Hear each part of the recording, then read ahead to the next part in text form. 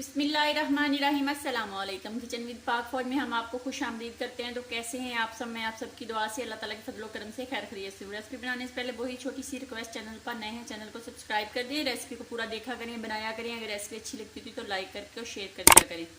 तो जनाब आज मेरे किचन में बन रही है, शायद ही किसी ने बनाई हो यूट्यूब पे पहली बार, और मेरी बहन मरियम चौधरी की फरमाइश पे गोभी का सालन। इसके साथ मैंने कौन सी चीज़ ऐड की है, गोभी और साबुत मसर जो होते हैं उनकी ये रेसिपी है। इनको मैंने बॉईल कर लिया है, ये आप देख सकते हैं, ये बिल्कुल नरम है।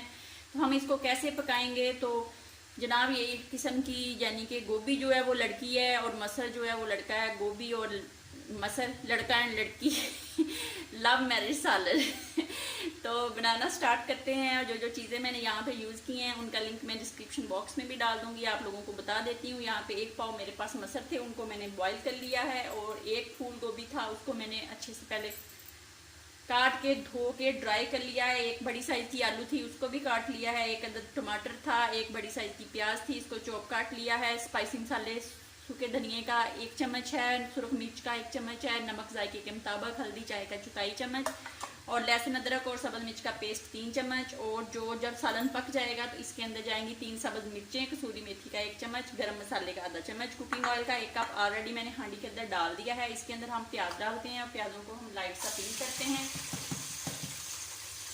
फिर आपसे मिलते हैं। देख लें प्याज हमारा लाइट सा पिंक हो गया। अब हम इसके अंदर टमाटर डालते हैं, टमाटरों को अच्छे से मैश करेंगे। फिर लहसुन अदरक सब्ज़ मिर्च का पेस्ट डालेंगे और उसको अच्छे से भूनेंगे। फिर आपको दिखाते हैं। लहसुन अदरक को भी मैंने 2 से 3 मिनट भून लिया। अब इसमें तमाम स्पाइसी मसाले डालते हैं और इनको 2 से 3 मिनट बनाई करते हैं। थोड़ा सा पानी डाल के अच्छी सी ग्रेवी बना लेते हैं। देख लें जनाब कितनी अच्छी सी मज़ेदार जौनीक सी खुशबू वाली ग्रेवी बन के रेडी हो गई है। अब हम इसके अंदर अपनी जो फूल गोभी का काटी हुई सब्जी वो और आलू इसको डालते हैं। डाल के हम इसको मिक्स करते हैं और तकरीबन 4 से 5 मिनट के लिए हम इसको दरमियानी आंच पे पकने के लिए रख देंगे। इसके अंदर हम पानी नहीं डालेंगे, ये अपने ही पानी में पकेगी। मसर हम कब डालेंगे तो वो आप मेरे साथ रहिएगा, मैं आपको बताती हूँ। 7 मिनट हो गए हैं, एक दफ़ा चेक कर लेते हैं। बिस्मिल्लाहिर्रहमानिर्रहीम। तो माशाल्लाह ये देख लें जनाब, गोभी का सालन जो है वो बस 2-3 मिनट तक पक जाएगा। ये देख लें कितनी मज़े की इसकी लुक है। तो अब यहाँ पे हमने क्या करना है, यहाँ पे हमने जो अपने मसर बॉयल किए हुए हैं वो